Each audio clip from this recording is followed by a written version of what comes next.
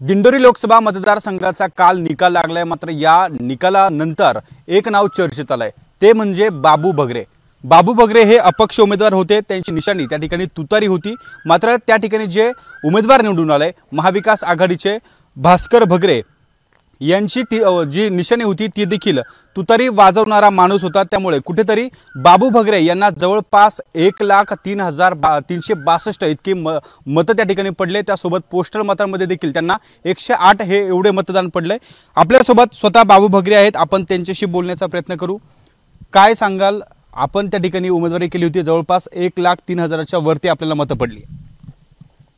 ते माझी इच्छा होती बुवा उभं राहण्याची, राहिलो उभा, पडले एवढे मतं, तिकडे संबंध असल्यामुळं झाले एवढे मतं। काय वाटतं, आपण नाशिकला होते, आपण दिंडोरीमध्ये उमेदवारी अर्ज भरला, इतके मोठे मतदान आपल्याला पडलंय, एवढं मतदान पडलं तर शेतकरी बी आहे ना, शेतकऱ्यांचा पाठिंबा आहे ना मला तिकडून, त्यांचे मतं पडले, त्यांचं बी आपण काम करू ना असं इच्छा होती माझी, पण ते नाही मतं तेवढे पूर्ण झाले तर काय करणार। बाबा, आपलं शिक्षण किती, आपलं काय शिक्षण कसं, आपण तिसरी वयले, तिसरी शाळा तिसरी वयले।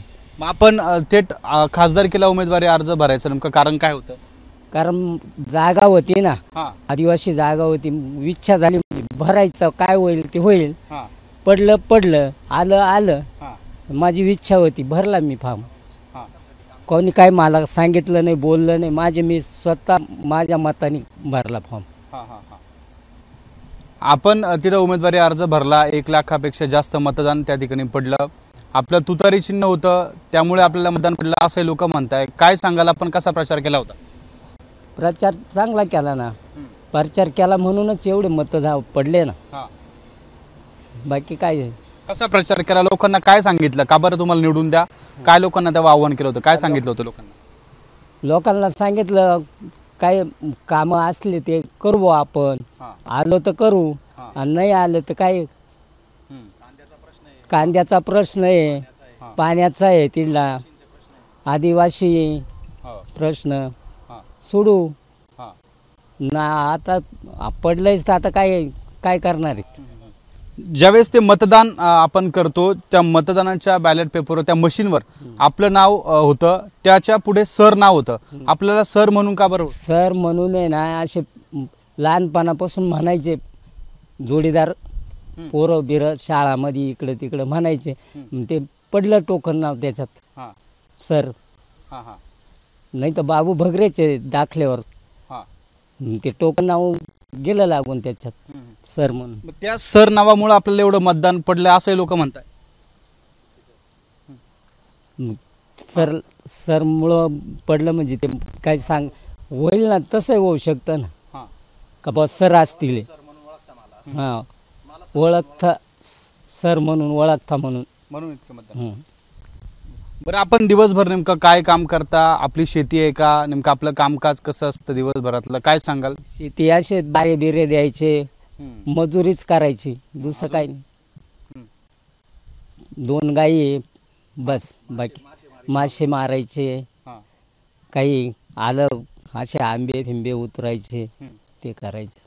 बरं, एवढे मतं पडलेत, आपल्याला कोणी फोन केले प्रचार वेळेस, आपण कोणाला फोन केले होते का, तुम्हाला मतदान करा, किंवा कसा प्रचार केला होता? काहीच नाही, गावातले केले असते, नातेवाईकांना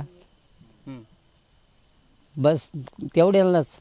आपल्या दिंडोरीत किती लोक जे ओळखीचे होते तुम्हाला, त्या लोकांना तुम्ही काय सांगितलं, कसा प्रचार केला होता? 15-20 हजार ओळखीचे सांगितलं त्यांना, पण मग काय केले काय नाही केले असतील नातेगोत्याचे, त्याच्यामुळं। नक्कीच आपण बघतो, एक सर्वसाधारण जे आहे ते बाबू बगरे आहेत, त्यांनी त्या ठिकाणी आपली उमेदवारी केली, जवळपास त्यांना 1 लाखाहून जास्त त्या ठिकाणी मतदान पडलंय। त्यांच्या दिवसभराचा जर कार्यकाळ आपण बघितला तर त्यांनी सांगितल्यानुसार त्या ठिकाणी ते जे आहे ते शेतात किंवा रानात त्या ठिकाणी काम करतात, मासेमारी करतात, आपला उदरनिर्वाह करता आणि एक इच्छा होती, शेतकऱ्यांच्या प्रश्नांचा मुद्दा होता, त्यामुळे कुठेतरी मला उमेदवारी करायची होती। त्या ठिकाणी जो मतदारसंघ आहे तो राखीव आहे, त्यामुळे माझी उमेदवारी मी त्या ठिकाणी केली असं देखील त्यांनी यावेळी आपल्याशी बोलताना सांगितलं आहे। कॅमेरामन किरण कटारेसह शुभम बोडके, एबीपी माझा, नाशिक। एबीपी माझा, उघडा डोळे बघा नीट।